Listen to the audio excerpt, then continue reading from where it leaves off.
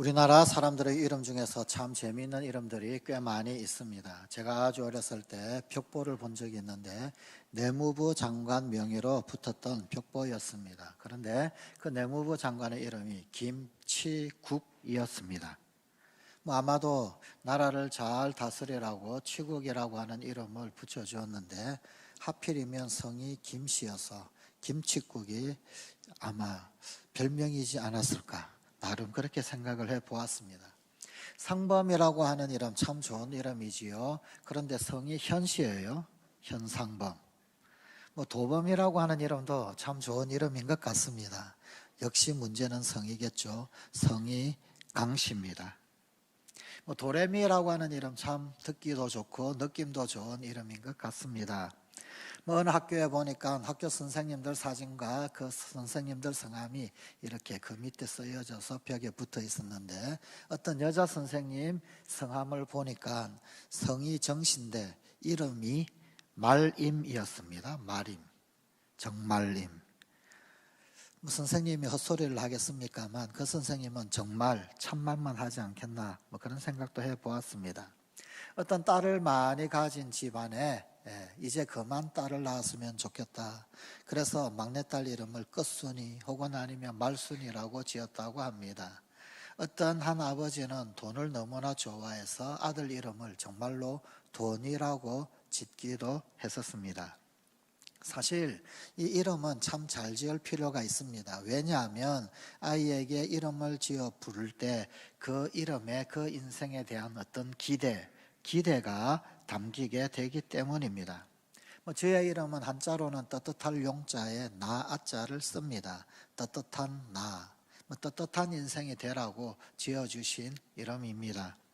이러한 이름에 대한 기대는 성경 가운데에서도 성경의 인물들에게도 예외가 아니었습니다. 이스라엘에서 이름은 어떤 한 인물에 대하여 그 사람의 성품이나 그리고 운명과도 연관이 됩니다. 예컨대 아브라함의 원래 이름은 아브람이었습니다. 아브람은 아버지라는 뜻입니다. 그런데 하나님께서 이 아브람, 아버지라는 이름을 아브라함, 열방의 아버지, 열국의 아버지라고 이름을 바꾸어 불러주셨습니다.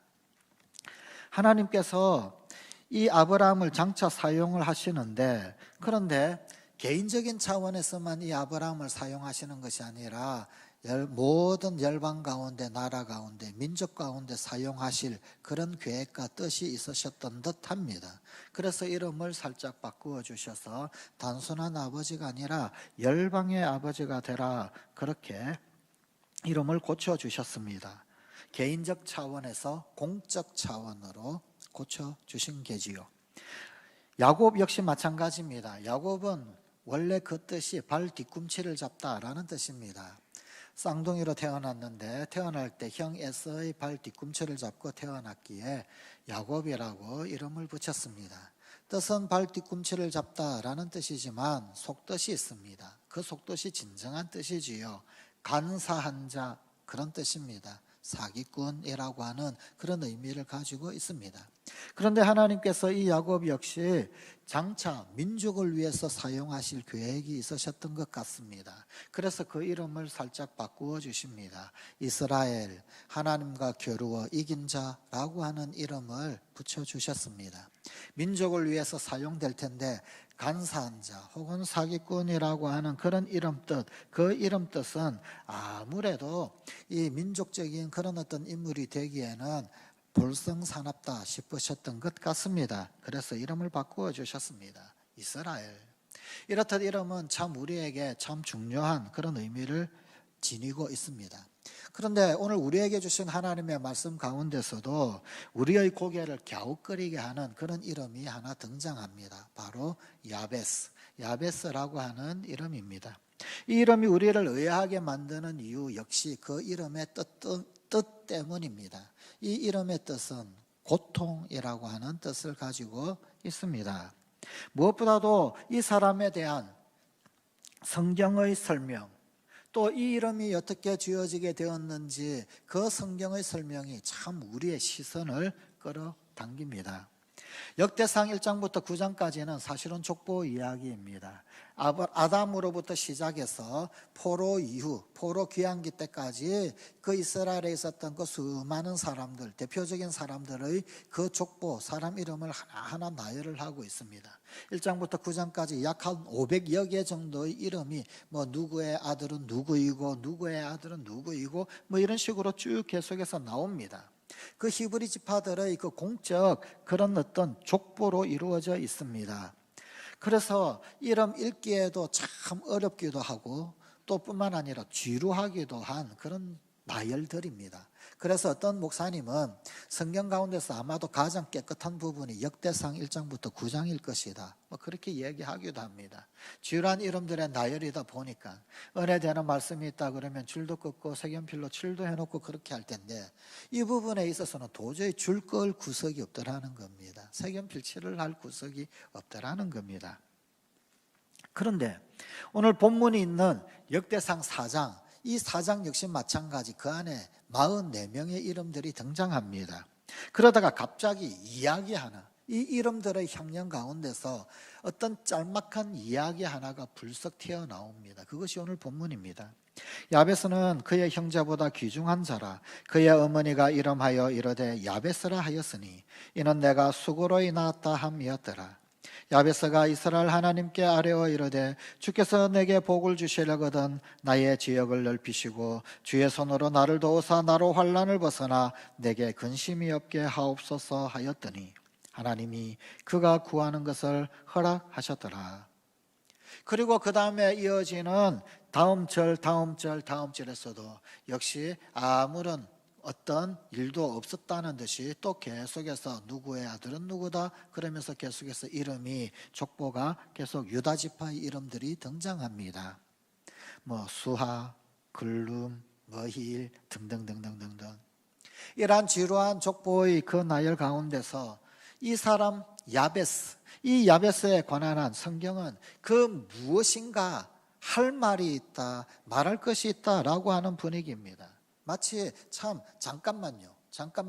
이 야베스에게 대해서는 좀 우리가 알고 넘어가야 합니다. 이 야베스는 반드시 짚고 넘어가야 합니다. 이 사람은 다른 사람들하고는 좀 다른 게 있었거든요. 마치 이렇게 설명을 덧붙이는 듯합니다. 이것이 오늘 본문의 분위기입니다. 성경은 왜 이렇게 불쑥 야베스를 소개하고 있을까요? 한마디로 말하면 야베스는 고통을 이기고 복을 누리며 그 복을 나눈 사람이기 때문입니다. 그는 고통으로 시작해서 마침내 귀중한 자가 되었기 때문입니다. 그러나 이 야베스가 귀중한 자가 되기 위해서 그 어떤 일을 한 것, 그 무슨 한 일이 있는 것은 결코 아닙니다. 아무 한 일이 없습니다. 단지 한 가지, 그는 오직 기도. 그가 한 것 한 가지는 기도한 것은 있습니다. 야베스는 그가 한 일 때문에, 그가 이룩하고 성취한 그 어떤 업적 때문에 유명해진 것이 아니라 그가 행했던 기도 때문에 유명한 사람이 되었습니다. 그 기도로 말미암아 그 기도 이후에 일어난 일 때문에 유명한 자가 되었습니다. 야베스라는 이 사람의 그 시작이 상당히 고통스러운 것이었다, 고통으로부터 그 인생이 출발했다라고 하는 것은 그의 이름이 지어진 그 과정들 통해서 쉽게 알 수 있습니다. 아이의 이름을 야베스, 고통이라고 지은 것입니다. 이 야베스의 어머니 모친은 아들의 이름을 야베스로 부르면서 내가 수고로이 낳았다 그렇게 말합니다. 즉 이 야베스의 출생이 상당히 고통스러웠다라는 사실을 알 수가 있습니다. 왜 그렇게 고통으로 출발했을까요? 어쩌면 그것은 그의 어머니의 산고가 아주 지독히도 극심한 것이었어. 어쩌면 죽을 뻔한 그런 산고여서 그래서 뭐 그렇게 이름을 붙였을는지도 모르겠습니다. 혹은 아니면 극심한 가난이 고통일 수도 있을 게고요. 그도 아니면 전쟁 중 아버지가 없는 상황이었을 수도 있습니다. 이스라엘도 우리나라와 똑같아서 보통 어머니가 아이의 이름을 짓지 않습니다. 아버지가 짓든지 혹은 아니면은 할아버지가 지어주면 그 이름을 부릅니다. 그런데 이 야베스는 아버지도 할아버지도 아닌 그 엄마, 태어나자마자 그 어머니가 야베스라고 하는 이름을 지어 주었습니다. 어쩌면 이런 상황을 살펴보건대 그는 유복자일 수도 있습니다. 하여간 그는 그 출생이 고통이었습니다. 고통에서 출발한 인생이었습니다. 그는 그 많은 백성들 중에서 가장 빈약한 혹은 가장 초라하고 어쩌면 가난하게 자란 그런 출발 인생이었습니다. 부모는 자녀에게 좋은 이름 지어주기를 원합니다. 어느 누구도 야베스라는 이름, 아이를 향하여 너는 고통이야, 고통아 라고 하며 그렇게 이름을 부르지는 않을 겁니다. 이런 점에서 생각할 때 이 야베스의 반응은 참으로 놀랍고 또한 감동적인 것입니다. 그는 고통에서 시작하였지만 마침내는 귀중한 자가 되었기 때문입니다. 성경은 이러한 야베스를 향하여서 그의 형제들보다 귀중한 자라고 소개합니다. 이것은 그가 그 이름을 완전히 극복을 하고는 아주 좋은 평판을 얻게 되었다라고 하는 것을 의미합니다. 이 야베스가 후에 크게 성공했다, 그런 의미입니다. 이 말은 야베스가 자신의 운명을 스스로 개척해서 마침내는 성공했다, 성취했다, 그런 뜻일 겁니다. 그는 불합리함에서 시작했지만 모든 사람의 부러움의 대상이 됨으로 마칠 수 있었습니다. 여기 이 귀중한 자의 의미, 이 의미가 사실은 참 중요한 그런 의미, 또 꼭 기억할 만할 그러한 의미입니다. 여기 이 귀중은 사실은 존경받는 것을 의미합니다. 이 동일한 단어가 구약성경 신명기 5장 16절에 쓰였습니다. 내 부모를 공경하라, 십계명이지요. 그런데 이 내 부모를 공경하라는 십계명 가운데 공경이라고 하는 이 단어가 바로 야베스에게 그대로 적용되어진 존귀한 자, 존귀라고 하는 귀중한 자라고 하는 표현에서 쓰인 그 귀중과 같은 단어입니다. 존귀, 공경, 귀중. 내 부모를 공경하라. 바로 이러한 종류의 공경을 이 야베스가 받았던 것입니다. 그렇다면 이 야베스는 그의 고통으로부터 시작해서 어떻게 귀중한 자리까지 앉게 되었을까요? 그는 도대체 어떻게 고통을 극복했을까요? 그는 어떻게 고통에서 태어나 존경받는 자가 되었습니까? 성경은 오직 한 가지, 그의 기도만을 소개하고 있습니다. 그는 기도로 고통을 극복한 것입니다. 본문 10절 말씀의 마지막 부분입니다. 하나님이 그가 구하는 것을 허락하셨더라. 야베스의 이 평범해 보이는 기도, 이 기도에는 사실은 참 놀랍고 강력한 진리가 숨어 있습니다. 오늘 본문인 이 야베스의 기도 조금 세세하게 잘라서 보게 되면 총 4개의 요소가 있다, 4개의 기도 제목이 있다라는 것 발견할 수가 있습니다. 그 첫 번째 기도 내용이 내게 복을 주시려거든 이라고 하는 내용입니다. 사실 이전의 성경이었던 한글 개역은 이 부분을 내게 복에 복을 더하사라고 그렇게 번역을 하고 있습니다. 히브리어 원문에는 나에게 복복 이렇게 되어 있거든요. 나에게 복복. 그러니까 이 개역 한글판에는 나에게 복에 복을 더하사 이렇게 번역을 했고, 지금 우리가 보고 있는 개역 개정판은 나에게 복을 주시려거든 이라고 번역하고 있습니다. 조금 우리말 어감 때문에 이것을 곡해하면 곤란합니다. 나에게 복을 주시려면 주시고 말려면 마시고 혹 이런 어감으로 들릴 수 있을는지 모르겠지만 히브리에서 동일한 단어 반복은 강조용법입니다. 나에게 복복 무슨 말이냐면 어떤 의미, 어떤 뜻을 지니냐면 내가 복을 좀 받아야 되겠습니다. 나에게 반드시 복 주십시오. 사실은 그런 뜻입니다. 야베스는 부디 저에게 복을 내려주십시오. 그렇게 기도했습니다. 복을 구하는 사람만이 받을 수 있습니다. 구하지도 않는데 누가 쳐다보겠습니까? 이 복을 꼭 세상의 재물 혹은 아니면 세상에서 호강하는 것, 그런 것으로 국한시킬 필요는 없습니다. 그보다도 더 귀한 복들도 꽤 많이 있습니다. 그러나 이 복들은 구할 줄 알아야 합니다. 야베스 역시 정해진 그 무엇을 달라고, 돈을 달라고 그렇게 혹은 아니면은 부자 되게 해달라고 구하지는 않았습니다. 정하지는 않았습니다. 다만 무엇이든 주님 주시는 것, 그것 받기를 원합니다. 주님 주시는 그대로, 그 주어지는 대로 누리고자 했던 것입니다. 이 둘째, 나의 지역을 넓히시고 라고 기도했습니다. 제 영토를 넓혀 주십시오. 이렇게 기도했습니다. 우리는 간혹 이런 말 듣기도 합니다. 내 인생이 어쩌다가 이런 지경이 되었어. 지경, 지역의 경계, 이런 뜻이지요. 우리네 인생을 보통 어떤 지역이나 영역으로 그렇게 많이 빗대기도 합니다. 우리네 인생에 어떤 반경들이 있더라, 어떤 이 지형, 지역이 있더라, 그걸 삶의 영향력이라고 그렇게 이야기하는 거지요. 내 인생은 고작 이것밖에 안 되는 것일까? 혹 그렇게 실망한 적도 혹 있을 것입니다. 야베스는 이런 생각이 들 때마다, 아니다, 나보다도 나의 인생의 이 지역은 훨씬 넓다, 나의 지경은 훨씬 더 넓을 수 있다, 나는 이보다 더 큰 일 하기 위해 태어났다, 그렇게 용기를 가지고 포기하지 않고 다시 일어설 수 있었더라, 그 말입니다. 그래서 그는 하나님께 이런 기도를 합니다. 나의 지역을 넓혀 주십시오. 그는 자신의 삶이 이미 결정되었다, 내 지역은 이것뿐이야, 그러면서 포기하지 않았습니다. 그래서 그는 영토를 넓혀달라고 요청을 했습니다.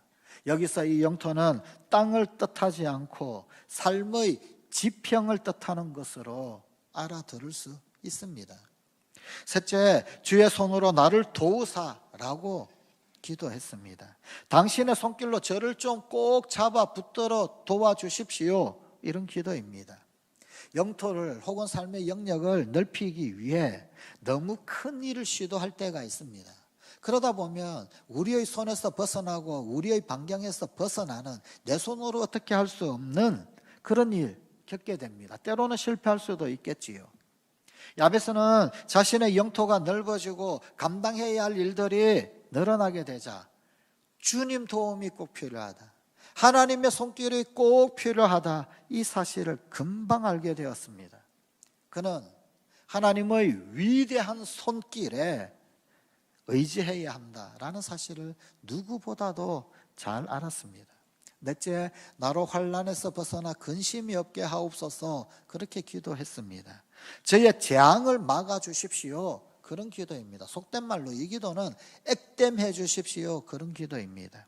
시험 당할 때 우리는 어떻게 기도합니까? 대부분의 경우에 시험에 굴복하지 않게 해달라고, 힘을 달라고 그렇게 기도합니다. 하지만 야베스는 좀 더 적나라하게 기도합니다. 이 재앙 속에서 나를 끄집어 내어 주십시오, 건져 올려 주십시오, 아주 직설적으로 직접적으로 기도하지요.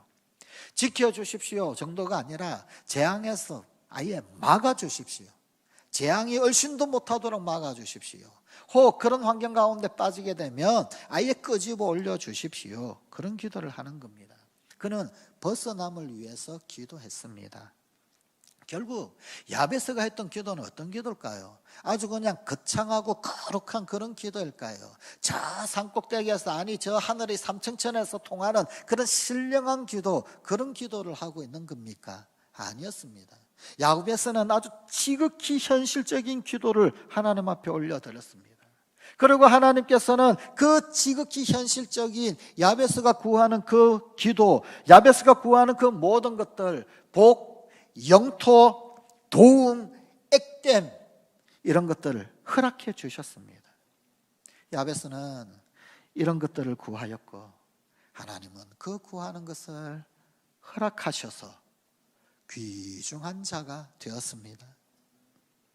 그러나 야베스가 구한 것 이거 거지요. 아주 그냥 쉽게 대충 구한 것으로 여겨서는 곤란합니다. 사실 야베스는 어쩌면 목숨 걸고 생명 걸고 구한 것이었습니다. 그저 들어누워서 쉽게 편하게 대충 구한 것이 결코 아닙니다. 오늘 본문 말씀에 이 야베스가 하나님께 아뢰었다라고 표현을 하고 있는데, 그런데 여기 아뢰다라고 하는 이 단어가 사실은 참 매우 중요한 표현, 매우 중요한 단어입니다. 여기 이 부분, 이 아뢰대라고 하는 부분을 영어 성경 New International Version, 이 NIV 성경에서는 cried out이라고 그렇게 기록하고 있습니다. 울부짖었다라는 것입니다. 아주 부르짖었다라는 것입니다. 격정적인 부르짖음이라는 것입니다. 여기에 엄청난 감성이 더해져 있고 모든 한과 울음이 더해져 있는 상태에서 하나님 앞에 그렇게 cried out, 아뢰었더라는 겁니다. 이 표현은 성경 출애굽기 2장 23절에 나타나 있는 표현과 동일한 표현입니다. 여러 해 후에 애굽 왕은 죽었고 이스라엘 자손은 고된 노동으로 말미암아 탄식하며 부르짖으니 그 고된 노동으로 말미암아 부르짖는 소리가 하나님께 상달된지라. 바로 여기에 나오는 탄식, 그 탄식의 의미, 그 노예의 고통 가운데서 탄식하며 하나님을 찾고 부르짖었던 그 부르짖음, 바로 그것입니다. 그야말로 이 야베스의 기도는 극한 위기 가운데서 가장 단순한 기도의 부르짖음이었습니다. 그냥 주님, 제발 저 좀 봐주세요.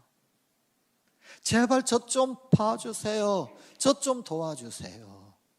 그렇게 기도한 것입니다. 야베스의 기도가 무엇이었을까? 우리는 정확히 구체적으로 그것이 무엇인지 알 수는 없습니다. 그러나 우리 모두 그 비슷한 어떤 종류의 위기든 위기 하나씩은 가지고 있지 않습니까? 어떤 위기든 그 위기를 경험해 보지 않았습니까?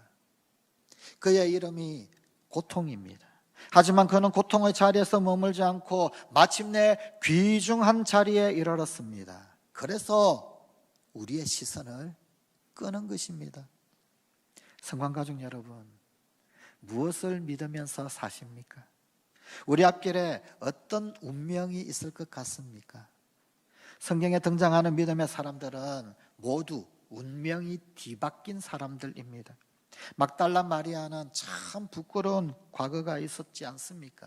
심지어 그녀는 7 귀신에 들렸었던 그런 인생이었습니다. 그런데 그가 예수를 만나자, 그가 예수님을 믿으니까, 그러니까 부활하신 예수님을 최초로 제일 먼저 목격하고 그 부활하신 예수님을 증거하는 영광을 얻게 되었습니다. 야베스가 만일 가만히 있었다라고 한다면 어쩌면 그는 그의 어머니의 그 고통을 고스란히 대물림했을는지 모릅니다. 그러나 그가 하나님께 기도했더니, 하나님께 아뢰었더니, 하나님께 cried out, 부르짖었더니, 울부짖었더니, 하나님 앞에 모든 격한 그 하늘을 토설하며 하나님께 아뢰었더니 하나님이 그 구하는 것을 허락하셨더라. 허락하셨습니다. 사랑하는 성관가족 여러분, 이것은 우리 개인에게도 적용되고 우리 가정에도 이 나라 이 민족에게도 동일하게 적용이 됩니다. 우리는 우리의 과거를 선택할 수 없었습니다. 그러나 과거가 지금 이 현재를 다스리는 것은 거부할 수 있습니다. 과거의 아픔, 과거의 고통은 우리가 선택할 수 없었습니다. 그러나 그것이 지금 나의 현재를 다스리는 것은 막아설 수 있습니다. 과거의 실수, 죄, 그것은 어떻게 할 수 없었더라도 그것이 지금 나의 삶을 다스리고 우리 민족의 운명을 다스리는 것은 막을 수 있습니다. 이것을 우리가 믿어야 합니다. 이것은 절대적인 용기와 믿음을 필요로 합니다. 기도로 운명을 바꾼 야베스처럼 비록 고통에서 시작했으나 마침내 공경받는 자 되었던 야베스처럼 하나님께 구하십시다. 담대히 구하십시다. 오로지 기도로 고통을 극복하십시다. 포기하지 마십시오.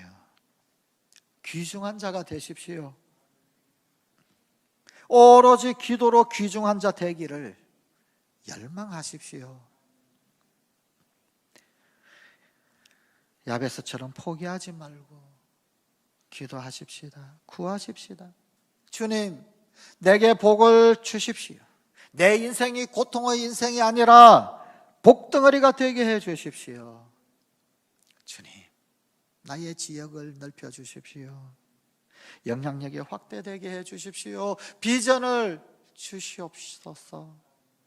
주님, 주의 손으로 나를 붙들어 주소서. 나를 지켜 주소서. 오른손으로 나를 붙들어 일으켜 세워 주소서. 주님, 나를 환난에서 벗어나 근심이 없게 하소서. 막아 주소서. 오른손으로 건져 올려 막아 주소서. 하나님은 우리의 인생이 고통이 되기를 원치 않으십니다. 하나님은 오늘 우리 인생도 야베스처럼 귀중한 자, 존귀한 자, 공경받는 인생 되기를 원하십니다. 그러므로 포기하지 마시고 입을 그저 자물쇠 잠궈 둔 것처럼 닫아두고만 있지 마시고 crying out 외치십시다. 주의 이름을 부르십시다. 주님 앞에 나를 부어달라고 호소하십시다. 주님께 내 인생 보아주세요. 하나님 시선이 내 인생 가운데 머물러 주세요. 외치십시다. 그렇습니다. 내 인생은 고통 덩어리가 아니라 복덩어리가 될 수 있습니다. 기도하십시다. 하나님, 고통에서 시작했으나 귀중한 자가 되었던 야베스처럼 오늘도 기도로 우리의 인생을 열어가며 존귀한 자의 자리에 서는 우리 성관 가족들이 되게 하여 주옵소서. 우리 인생이 결코 고통 덩어리가 아니라 복 덩어리가 될 수 있음을 믿고 오늘도 주님 거룩한 시선을 붙잡아 당기는 우리 성관 가족들이 되게 하여 주시옵소서. 예수님 이름으로 기도드리옵나이다. 아멘.